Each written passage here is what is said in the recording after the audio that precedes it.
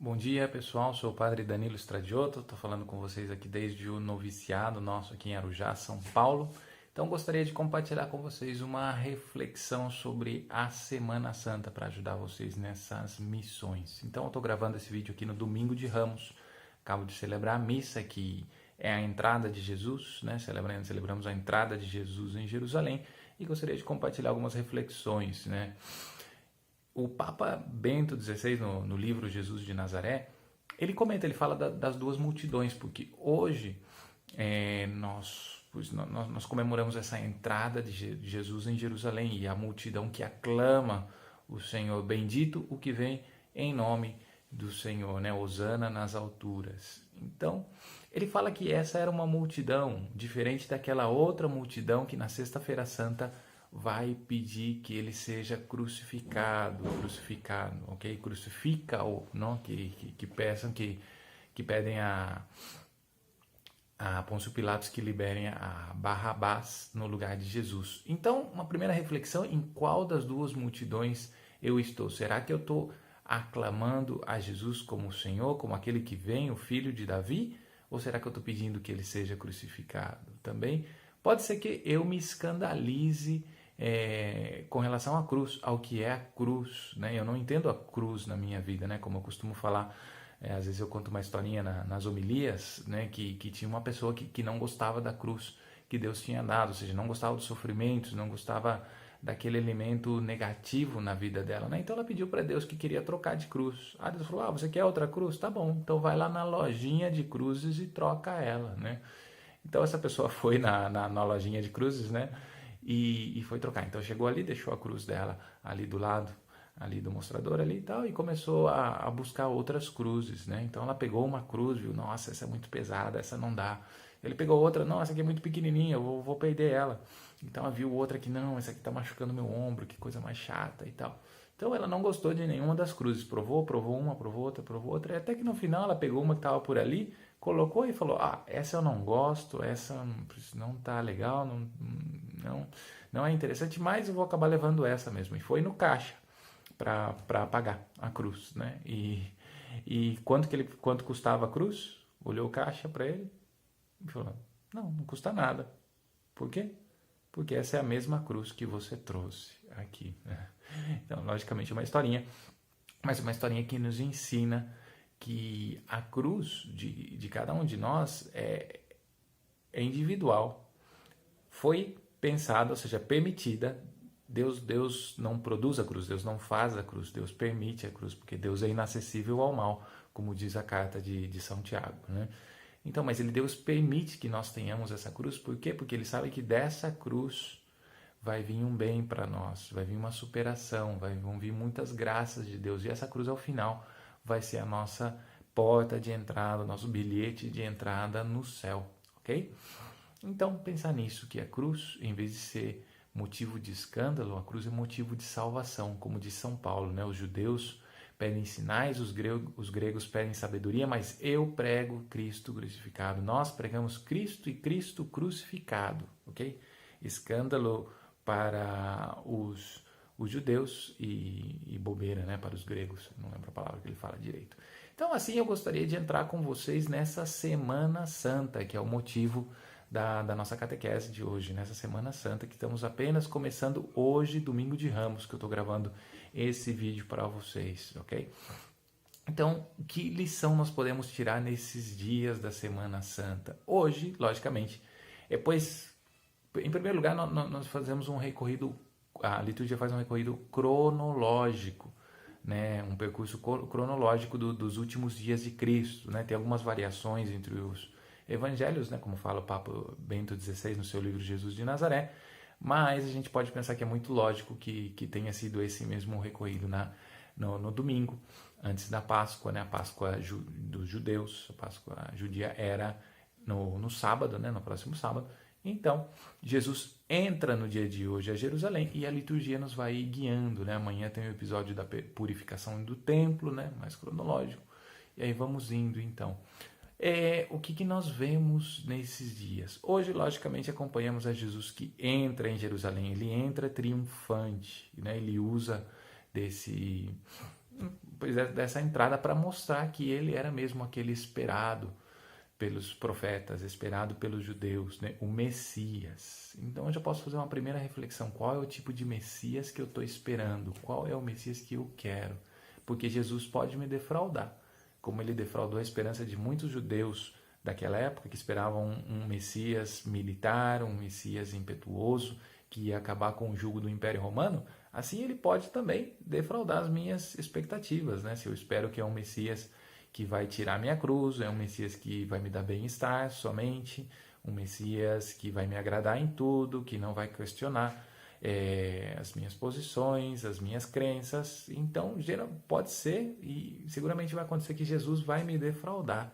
Ok? Por quê? Porque Jesus quer mais, Jesus quer me dar mais, Jesus quer me dar algo melhor ainda do que eu estou esperando. Jesus ele quer romper os meus paradigmas, ele quer romper a minha casinha, ou seja, aqueles pensamentos pequenos que eu tenho que muitas vezes não são cristãos, não vem de Cristo, vem da carne, né? Vem da minha tendência ao pecado. Então, pensar nisso, qual é o Messias que eu estou esperando nessa Semana Santa, ok? Então, aí nós vamos entrar na Semana Santa, que é essa semana litúrgica de preparação, como era chamada antes a Semana Maior, né? Então, na segunda, na terça, na quarta, vão ressaltar alguns personagens. E gostaria de falar sobretudo, pois, de um personagem um pouquinho complicado, que a gente vê muito na terça e na quarta-feira santa, que é Judas, né? Esse personagem que traiu nosso Senhor Jesus Cristo. Então, a liturgia é algo que me faz presente naquele mistério, né? Ela, como os judeus falavam, né? Os ícaron lá, né? Ele traz a memória, ele faz presente algo daquela memória. Então, eu estou participando nos mistérios, né? Então, hoje eu estou revivendo o Domingo de Ramos, ok? Como se eu estivesse ali, como se eu fosse um judeu recebendo a Jesus. Eu coloco o meu ramo para que Jesus entre, né? Para que o burrinho no qual Jesus está passe por cima daqueles ramos também. Eu vou tapetando, por assim dizer, a entrada de Jesus em Jerusalém, ok? Então, vamos pensar nisso, vamos pensar que nesses mistérios da Semana Santa, por exemplo, terça e quarta, vamos pensar na figura de Judas. O que a figura de Judas tem para me ensinar? Por que Judas chegou naquela traição final? A gente pensa que foi só um momento assim de, ok, Judas caiu naquele momento. Não, seguramente aquela traição de Judas foi preparada por muitas outras traições. Seguramente Judas, como fala, tem várias partes do Evangelho, né, que fala, né, que, por exemplo, acho que está em João capítulo 12, que Judas reclamou, né, quando Maria, irmã de Lázaro, ela rompe, né, aquele vaso de alabastro e quebra aquele perfume nos pés de Jesus. Ele fala, nossa, por que você quebrou isso? A gente poderia ter vendido isso por, não sei, 10 mil reais, não sei que quantia seria, né? Ele fala, acho que 300 moedas, né? Acho que ele fala, para dar para os pobres. Mas aí João faz um comentário bastante perspicaz. Ele fala, não é que ele queria ajudar os pobres, é que ele roubava tudo que estava na bolsa comum dos apóstolos, né? Então, eu posso pensar também como Judas, né?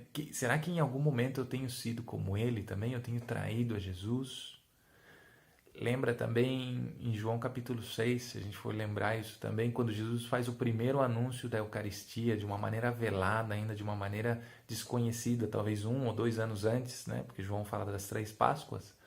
Então, João capítulo 6 está situado, vamos colocar, 1 ano antes. Aí, Jesus, quando ele faz o discurso do pão da vida, eu sou o pão da vida, aquele que come a minha carne e bebe o meu sangue viverá para sempre. Então Jesus fala no final, já nos versículos finais, ele fala que nem todos acreditavam. Jesus sabia o que estava no coração dele. E Jesus falando quando Pedro dá aquela resposta magnífica, né? Jesus faz a pergunta, então, vocês também querem ir embora? Aí Pedro fala, a quem iremos, Senhor? Só tu tens palavra de vida eterna. E Jesus responde, não fui eu que escolhi os 12, vocês 12 que estão aqui comigo, mas eu sei que um de vocês é um demônio. Tremendo, né? Poucas vezes Jesus usa essa palavra tão forte, né? Uma vez ele fala isso para Pedro também, né? Sai de mim, Satanás, né? Afasta-te, porque os teus planos não são de Deus, os teus planos são humanos, ok? Então, nós temos que ver que essas traições de Judas, uma traição aqui, outra traição ali, outro pecado, de pecado em pecado, ele foi preparando aquela grande traição que aconteceu e nós vamos lembrar nessa terça e quarta-feira santa. Nessa figura triste, mas figura que foi prevista por Deus na sua onisciência e pela qual, de alguma maneira, pois entrou a salvação no mundo, porque foi a causa da morte de Jesus, né? Logicamente, Jesus se valeu disso como um instrumento também, ok? Então, rezemos para que não caiamos, né, nesse mal, também como Judas caiu. Ok, então, depois da terça e da quarta, já entramos no tríduo sacro, né? Eu não vou falar muito aqui sobre o tríduo sacro, porque isso vai ser matéria de outras catequeses e outras meditações, né? Na quinta-feira santa, a sexta-feira santa, o sábado, né, de aleluia, sábado de espera, né? Sábado santo também, que com Maria nós esperamos a Cristo, até que já na madrugada do sábado para o domingo, logicamente por razões pastorais, a missa é adiantada um pouquinho, né, para não fazer a missa à meia-noite, pois temos também o momento da vigília, a grande missa, a missa das missas, né? A grande celebração que é a vigília pascual, né? Então, o que eu gostaria de propor para vocês também, nesse segundo momento dessa pequena catequese sobre a Semana Santa, é meditar sobre alguns personagens que vão aparecendo, né? E a relação desses personagens com Jesus, né? Como vocês veem a imagem do Cristo legionário aqui atrás, como esses personagens me ajudam a me relacionar com Jesus, ok? Então, pois parafraseando a segunda leitura do ofício de leituras, do breviário de ontem, ele falava do Cirineu. Se você é como o Cirineu, pois carrega a tua cruz. Então eu me imagino, eu sou o Cirineu. Lembram do Cirineu? O Cirineu é aquele cara que aparece na Via Sacra, na quinta estação. O Cirineu ajuda Jesus a levar a cruz. Então isso se narra no Evangelho de São Marcos. E ele fala que Cirineu, o Cirineu, ele era pai de dois cristãos ali da época, se não me engano, Alexandre e Rufus, né? Não estou olhando a Bíblia aqui no momento. E, ok, então se eu sou Cirineu, eu carrego a cruz com Cristo. Okay? Então eu pego a minha cruz, esse sofrimento que eu tenho, essa doença que eu tenho, esse defeito que eu tenho, esse caráter impetuoso, esse caráter difícil que eu tenho, e eu carrego isso com Cristo, eu carrego isso na oração, ok? Com Ele, ok? Eu espiritualizo a minha cruz, porque uma cruz sem Cristo é um desastre, é perdição. Ela não salva ninguém. O que salva é Cristo. Quem salva é Cristo. O que nos salva é a fé em Cristo. Ok? A cruz é um instrumento que está aí para, de alguma maneira, nos aproximar a Cristo. Mas eu tenho que abraçá-la. Abraçar a cruz e abraçar Cristo também. Ok? Eu posso pensar, como dizia o escritor sagrado, ontem também, se eu sou José de Arimateia, essa pessoa que aparece no final do evangelho que a gente leu hoje, né, de São Marcos, eu tomo o corpo de Cristo, essa pessoa que está ali no Calvário, e pega o crucificado e recebe o corpo dele para enterrar o corpo santo de Cristo.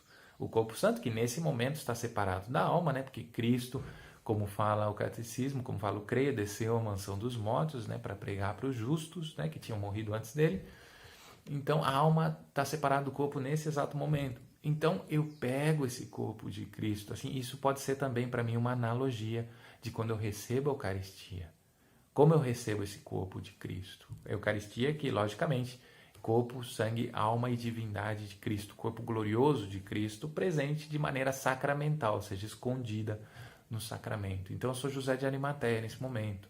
Mas eu também poderia pensar que eu sou algum dos discípulos. Eu sou Mateus, eu sou Tomé, eu sou, não sei, Natanael, eu sou Felipe e tal. E o que aconteceu com os discípulos? Os discípulos saíram correndo, abandonaram, né? Como Jesus fala, né? Feriram o pastor e se dispersaram as ovelhas.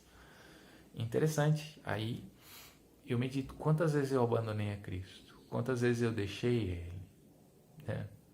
Como fala a imitação de Cristo, Cristo muitas vezes ele tem muitos amigos ao partir do pão, mas poucos amigos na hora da cruz, né?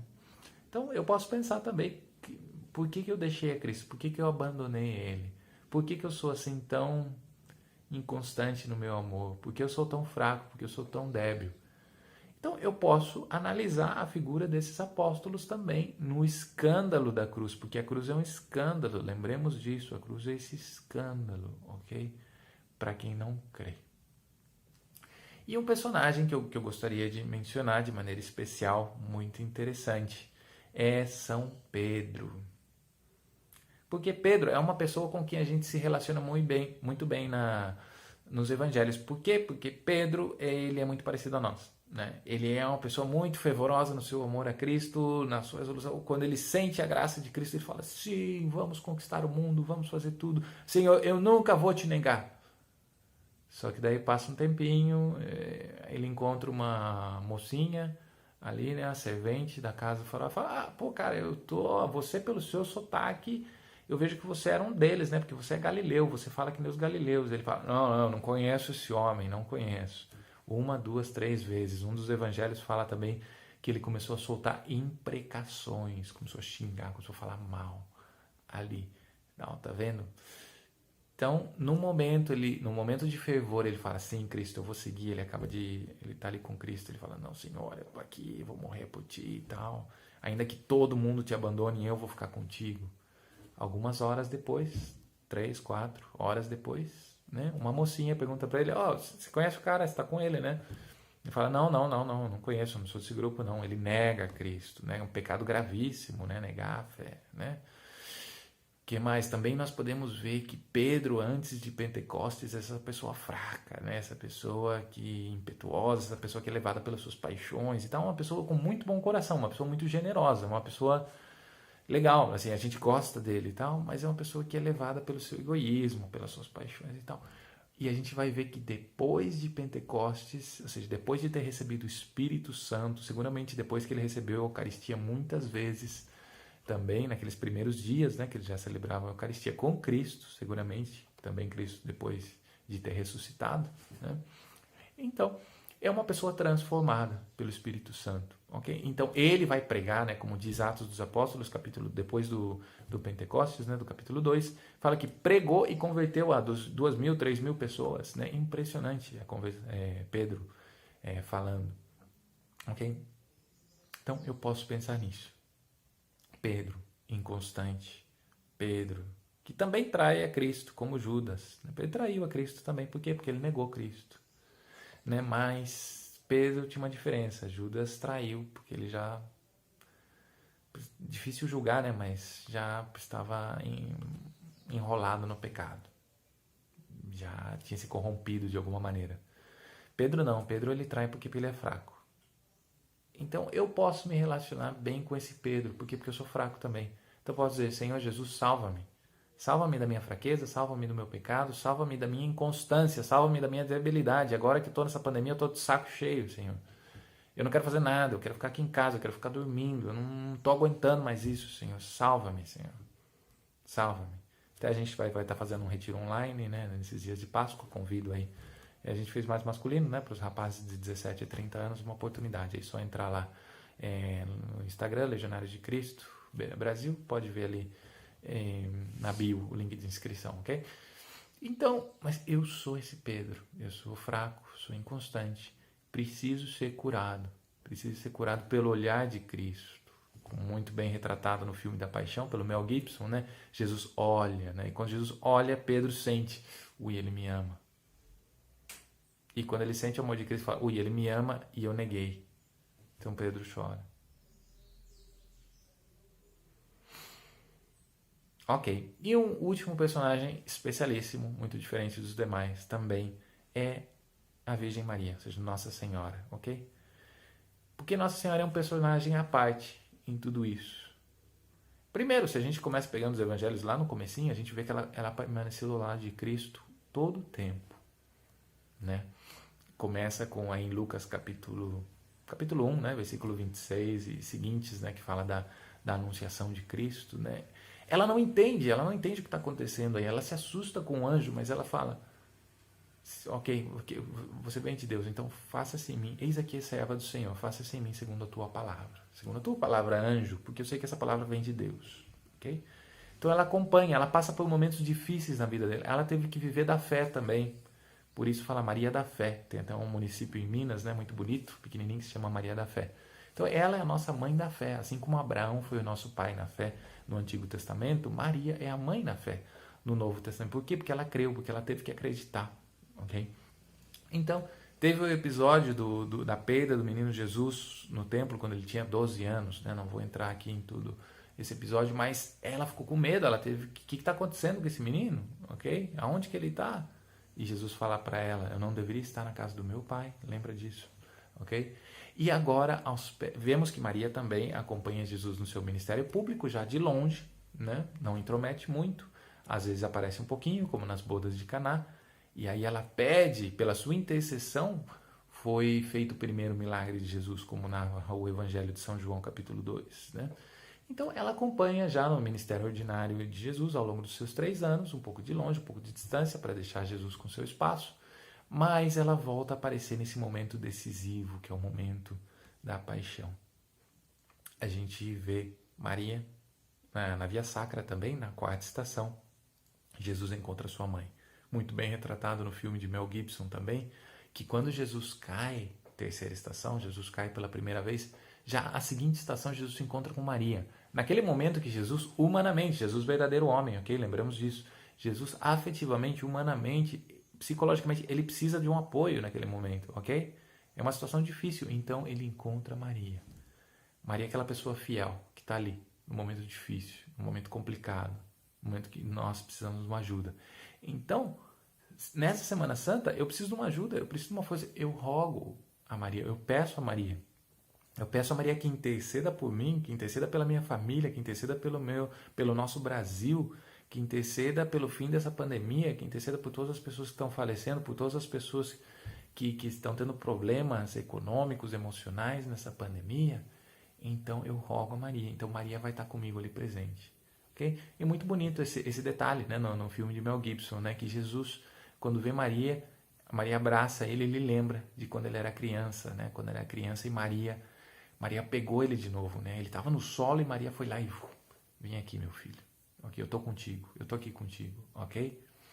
Então, Maria é essa pessoa que vai acompanhar Jesus, já aí chegam os soldados e depois espalham um pouquinho a coisa de novo. Jesus segue subindo o Calvário, porque ele sabe que essa é a missão dele é chegar a Jerusalém, essa subida, como narra o Evangelho de São Lucas, né? Ele vai subindo da Galiléia até a Judéia, que é uma subida, né, geográfica, como lembra o Papa Bento também, e depois em Jerusalém ele vai para fora da cidade e vai subir esse morro do Calvário, onde ele vai realizar a nossa salvação. Então, quando ele chega no morro do Calvário, o evangelista São João lembra, estava em pé, ou seja, aí estava em pé, aí estava firme ali a mãe de Jesus, Maria, e as outras mulheres também que ele põe, né? Então, ela estava ali. Quando os outros discípulos, exceto João, tinham fugido, quando Pedro tinha fugido, quando Mateus tinha fugido, quando todos tinham fugido, só Maria ficou lá com Jesus. Então, nessa Semana Santa, nesse ano de São José também, vamos pedir por intercessão da Sagrada Família, ou seja, de São José, de Nossa Senhora, a bênção de Deus Todo-Poderoso. E assim terminamos com a bênção de Deus, que é Pai, Filho e Espírito Santo, esteja sempre convosco e lhes acompanhe sempre. Amém. Um abraço, que Deus lhes abençoe.